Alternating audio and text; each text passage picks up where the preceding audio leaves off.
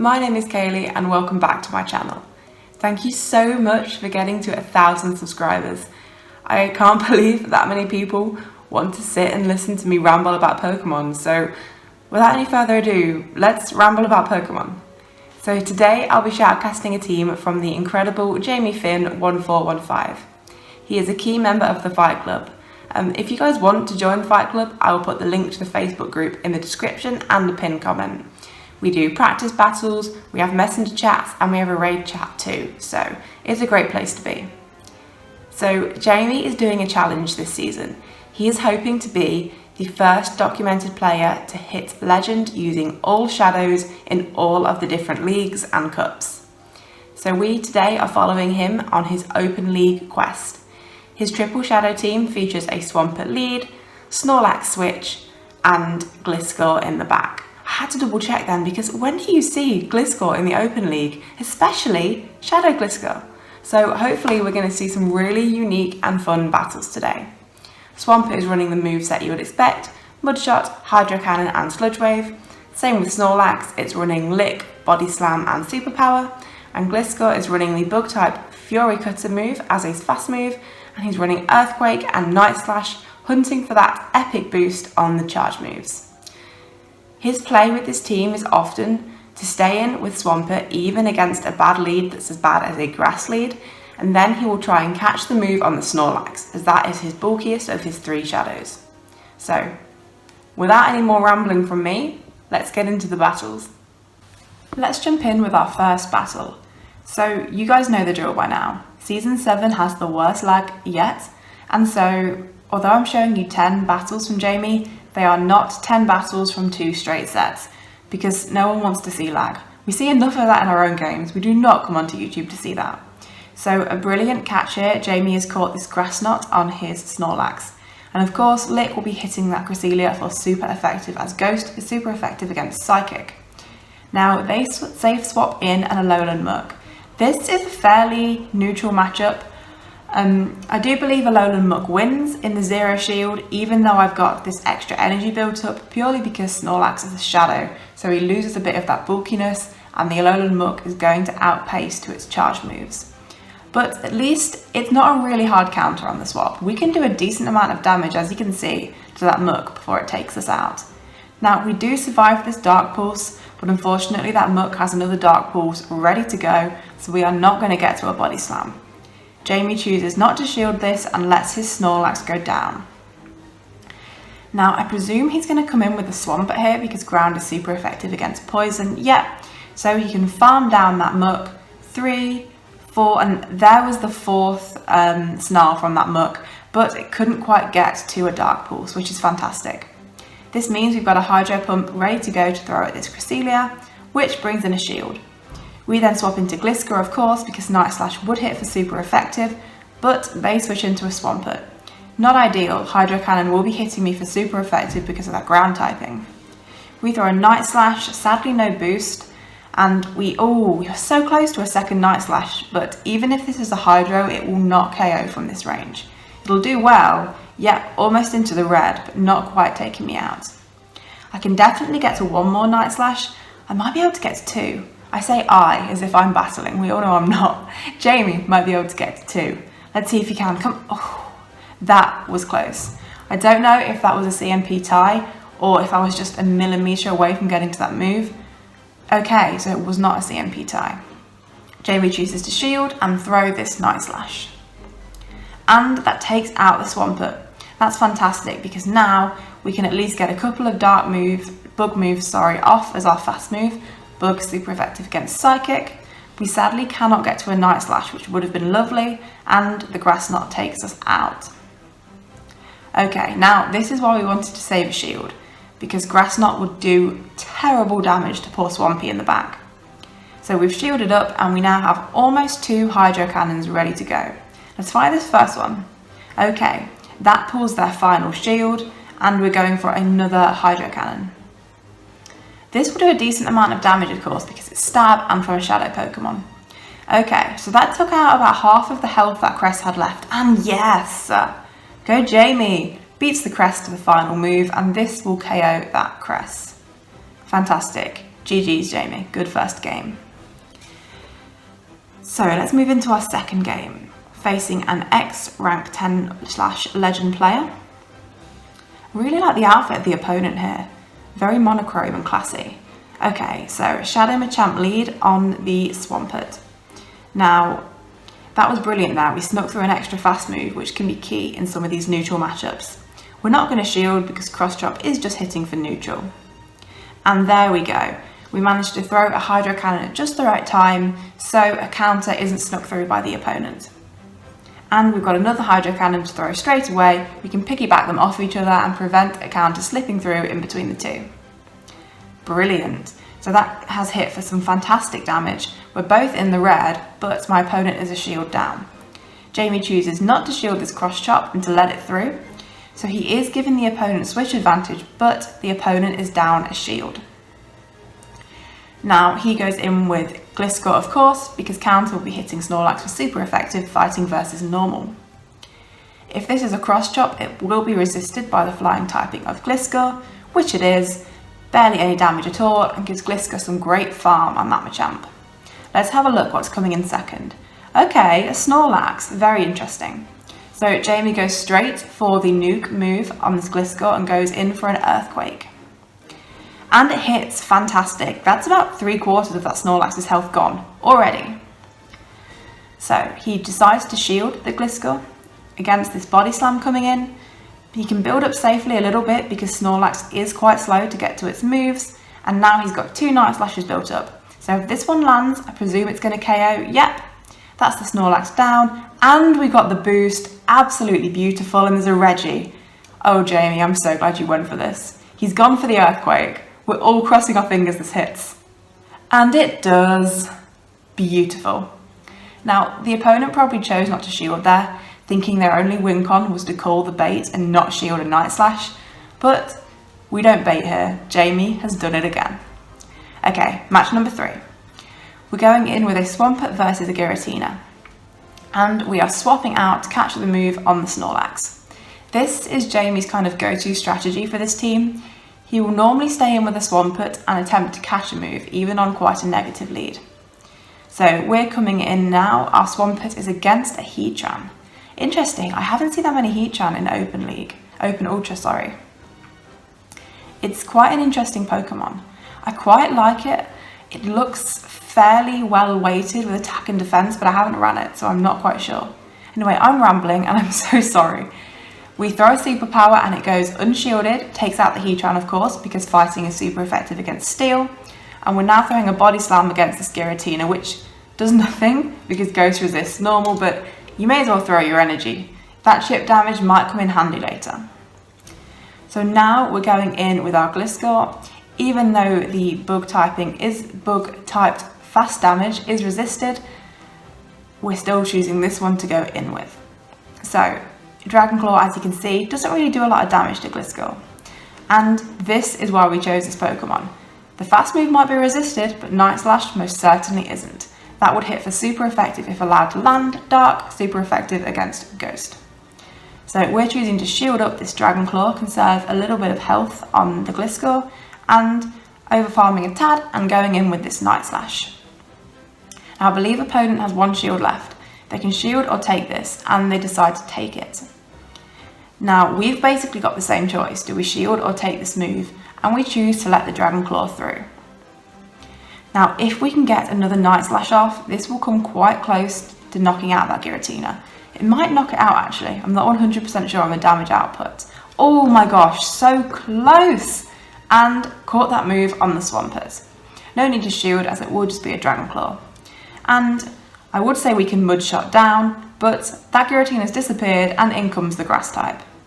Now, Jamie's decided to go for the Hydro Cannon bait in the hopes of pulling a shield, which he does, and if he can get to that, yes, he got to the Sludge Wave, fantastic. This, I presume, is going to KO that Sceptile. Yep, that's taken that thing out from almost full health, and no need to farm down the Giratina as the opponent has surrendered the match.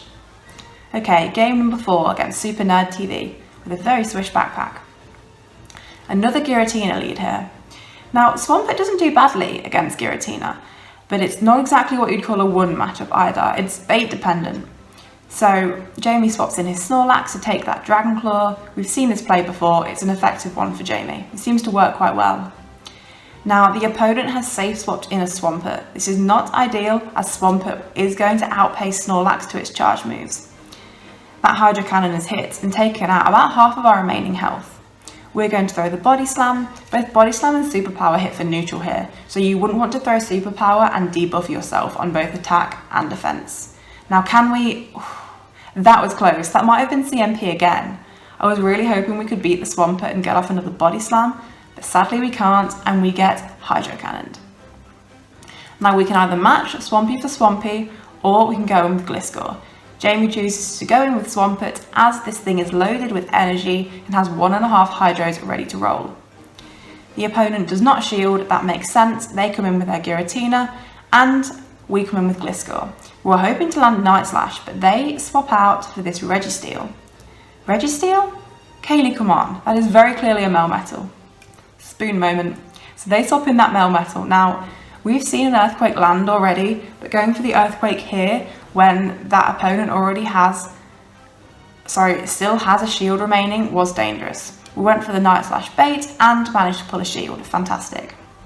Now we decide to shield up for this Rock Slide, and of course it would hit for a decent amount of damage as I am a Shadow. Now we decide to go for the Earthquake. Crossing our fingers this lands, and it does! Amazing. That leaves us with a GLISCOR versus Giratina. They sadly beat us to a move, and let's see what Jamie decides to do here. He doesn't shield the Dragon Claw, knows he can take one of them, and fires off this Night Slash. This of course won't come close to knocking out the Giratina as it's so tanky, and they don't let it through, they decide to shield it.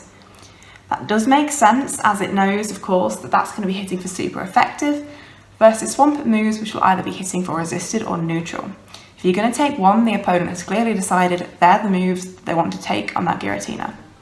So Jamie's in and firing a Hydro Cannon with that Shadow Swampy Boy. As you can see, it doesn't hit for a lot of damage, but we're going to be able to get off multiple of these Hydro Cannons and they are going to start to add up. Fantastic. When we get to this next one, if we can get to this third Hydro, this should just about KO the Giratina, and it does. Oh, one more Mud Shot needed. Having the Shadow Swampert there really came in clutch and has a couple of times in these battles because that slightly higher damage output means your moves are hitting a bit harder and will add up more in those matchups. Now that's an interesting lead. We get Shadow Swampert on normal Swampert, they swap out for Cress, and then of course we want to come in with the GLISCOR, but we want to try and catch. If we can catch Grass Knot, it's going to be hitting for neutral, and of course we can now go in, and when we fire off Night Slash, if unshielded, this will hit for super effective damage. Let's have a look. Okay, the Crest decides not to shield, which makes sense. Despite it being super effective, you saw there, Night Slash is not a hard hitting move, especially against these bulky legendary mons we see. So Jamie decides to let that move through as well, and he's up and ready to go with another Night Slash. Hitting all his bubbles for an excellent, and okay, another no shield from the Crest there. Both trainers letting their Pokemon go down into the red. No shields committed yet. Is Jamie going to change that? No, he's not. And he lets the Grass Knot through and lets his GLISCOR go down. So he decides to come in with the Snorlax, makes perfect sense. You do not want to be taking a Grass Knot on that Swampert, meaning you'd have to invest shields in that matchup. This way he can let whatever comes through come onto the Snorlax. Even being a Shadow, it has a decent bulk and takes the Moonblaster really well. He's then been able to farm up on the Crest, and okay, we've got our first Talonflame. Now, Talonflame is a great Pokemon, but it is attack weighted. It's not bulky at all. As you can see, that Body Slam did between 1/3 and 1/2 of its health. Now we've immediately tag teamed in the Swampert and going for a Hydro. This does not get the shield, and they bring in their Swampert and decide, okay, that's it, there's nothing I can do. Okay, into our next battle. I've already lost count, which is really bad. I said I was going to bring a pen and tally the battles, but did I do that? No, I did not. Okay, horrendous lead, regular Venusaur on a Shadow Swampert. Jamie swaps in the Snorlax in an attempt to catch, but either the opponent decides not to throw, probably thinking that Jamie was going to try a swap, or the timing might have been slightly off. So he comes in with this Snorlax versus the Empoleon, takes the first of the Empoleon's moves on the chest, says it's fine, we can handle this, and fires a superpower. Now if this hits, this will be fantastic. Sadly it doesn't, but he's ready with another superpower. This is the way to play these debuff moves. Double charge them before you throw, so all your fast moves in between are not affected by the debuff. So even though Snorlax is gone, Jamie is now up with a 2 shield advantage. So he can come in with his Swampert and he shields up against this move, which makes sense. Hydro Cannon hits the Swampert fairly well as it's hitting for neutral, not resisted, because water resists itself but is super effective against ground. Now Jamie fires a Hydro Cannon of his own back. Despite it being resisted by the Empoleon, hits for great damage, thank you Shadow.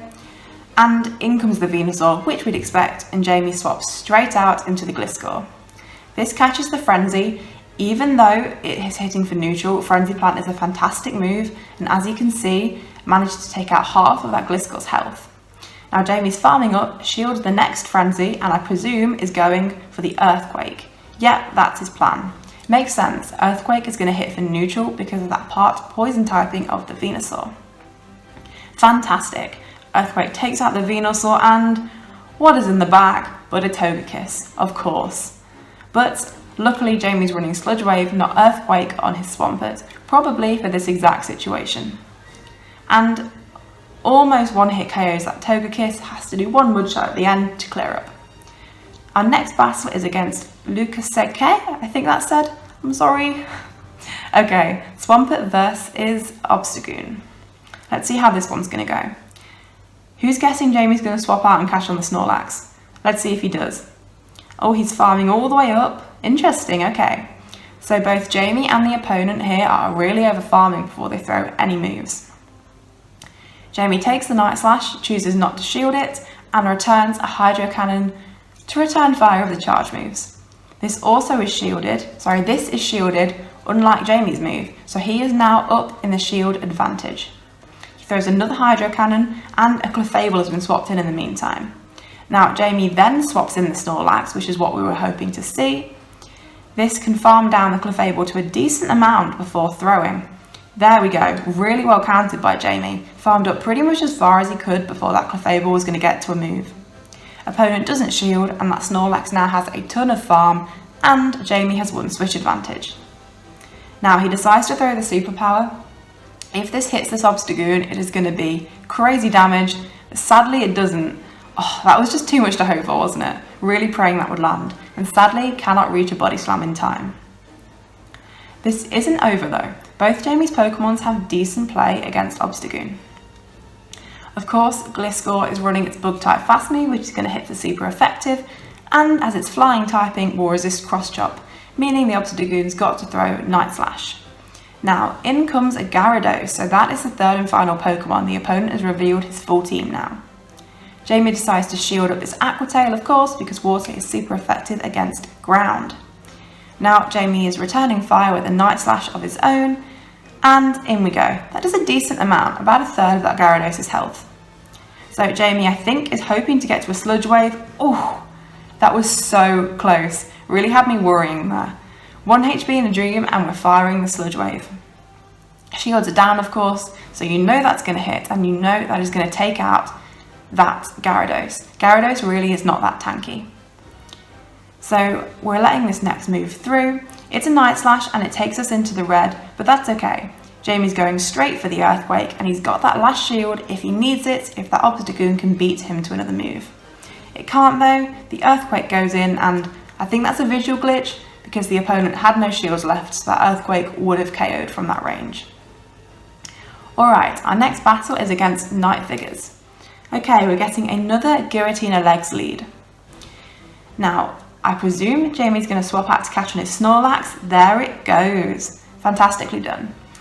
Normal typing, of course, of the Snorlax means none of these moves will be hitting for super effective, and as it's bulkier, it's the choice that makes sense to fight that Giratina.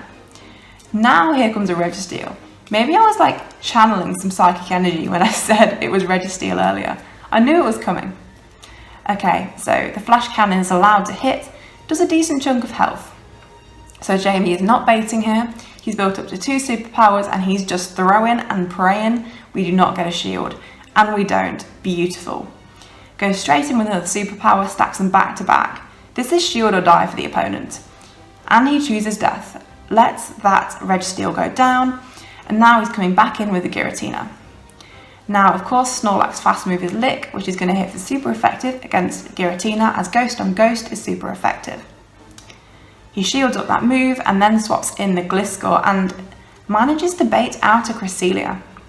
This is fantastic, of course. Dark is super effective against Psychic and Ghost, so this GLISCOR has fantastic play against the back line of this other trainer's team. Of course, as well, GLISCOR is running that Bug-type fast move, also super effective against Psychic. This is good. We like this back line.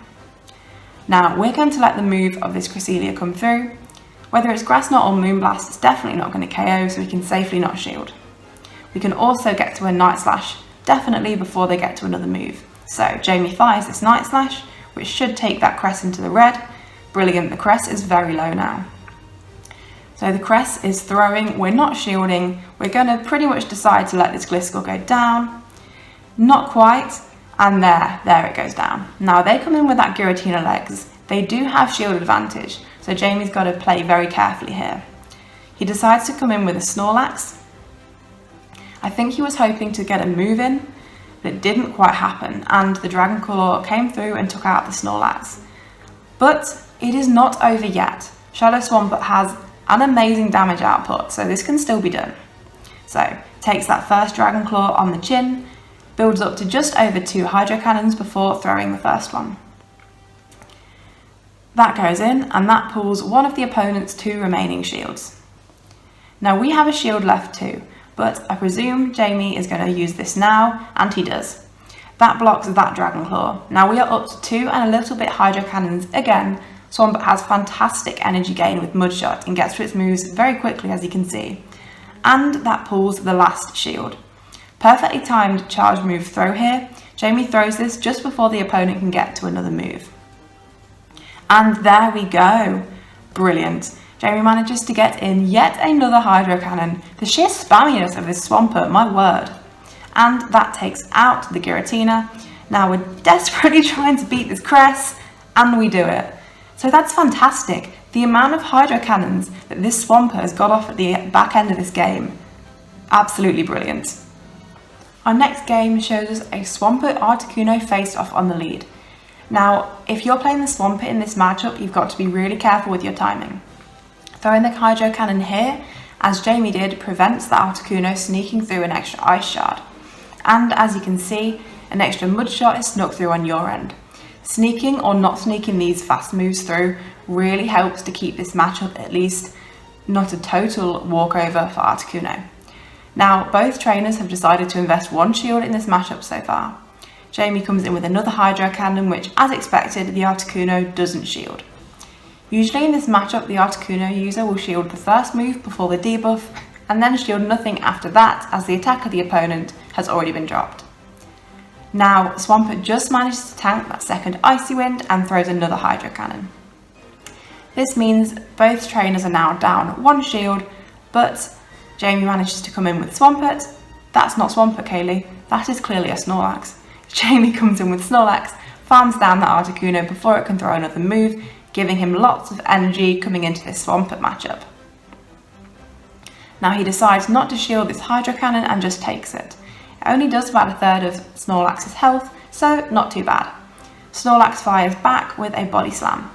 This does about the same on the Swampert, perhaps slightly less, but of course this Snorlax has a good energy lead from that farm it got off the Articuno.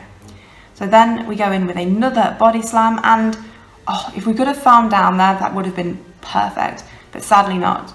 Jamie chooses not to shield and lets the Snorlax go down. This gives the GLISCOR a tiny bit of farm off the back of that Swampert, coming into a matchup against Muck. Now, Jamie goes straight for the nuke. Of course, this will hit super effective ground on poison if allowed to hit, and it does. A beautiful KO, and sweeps up the tiny bit of Swampert left over at the bottom. Again, I'm guessing the opponent didn't shield that because their win con was calling the bait. So next matchup features yet again Swampert against Cresselia. As I've said before, this is a lost lead because Cresselias normally run Grassnot. Jamie, of course, has played this matchup a fair few times. We've seen a few, and probably many more times other than that. He knows the count well and catches the Grassnot on the Snorlax. As I've said a few times before, Lick is hitting for super effective and gets a few licks in before the Steelix comes out. Now, of course, we do have Superpower, which will hit Steelix for super effective because of its steel typing, but it comes with a double debuff, so we've got to be careful using the move. We let the crunch come through, we build up to 2 superpowers before firing, so the debuffs don't affect us in between the first and second move. We throw the superpower, get a shield, and immediately throw the next superpower. Hopefully this one isn't shielded and it's going to do fantastic damage, but the opponent decides to double shield their Steelix. Now unfortunately oh yes! Sorry, I didn't think we got to a third superpower, but we did, which is amazing. Of course, we've already had our attack debuff twice at this point, so it doesn't hit for the damage we'd have liked it to, but it does manage to land. Chunks away at the Steelix, which will definitely help. Now we come in with our Swampert, fire that Hydro Cannon, which hits for super effective and takes out the Steelix. Now, this is a brilliant situation to be in because we have a 2 shield advantage and we've managed to swap in this GLISCOR onto the Cresselia. That takes the Grassnot and there's a Swampert in the back. That's handy. If there was a really hard counter for GLISCOR in the back, we'd be in trouble because that Swampert is going to struggle alone to take down the Cress. So Jamie knows the GLISCOR's got a lot more play against the Cress than his Swampert does, so he shields it up against that move. He's built up to 2 Night Slashes and throws the first. I think he's trying to get the boost here. Sadly, he doesn't quite get it, and just before he can throw the second Night Slash, in comes that annoying spammy Swampert with another move. This time he lets the Hydro Cannon hit, actually, very interesting, and lets that GLISCOR go down. Now he decides to throw a Hydro Cannon off of his Swampert, and this is going to hit that other Swampert for great neutral and KOs it. Now that Cresselia is still in the building being an absolute pain, but Jamie knows the count well and knows he can get to 2 Hydro Cannons before that Swampert can get to a Grassnot.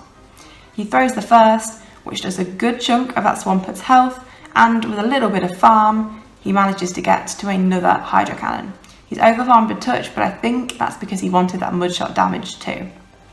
Okay, he has got a shield, which is what makes this matchup winnable here, because you can block the Grassnot coming in, and you can reach another Hydro Cannon and throw. Because that Swampert had a shield and came into that matchup with residual energy, it could definitely be a win con for Jamie, and as you can see, he's took the win. I hope you all really enjoyed watching Jamie's triple shadow squad go to town on the open ultra meta. If you did, please do leave the video a like as it really helps, and comment down below what you thought of this team. Don't forget, if you would like to submit your own battles to be shoutcasted, there will be a Google Forms link in the description and the pinned comment. If you'd like to see a minimum of twice weekly PvP content for the Pokemon Go Battle League, this is the place to be. Don't forget to subscribe and then you won't miss anything in the future. I think that's everything. Oh yeah, Fight Club!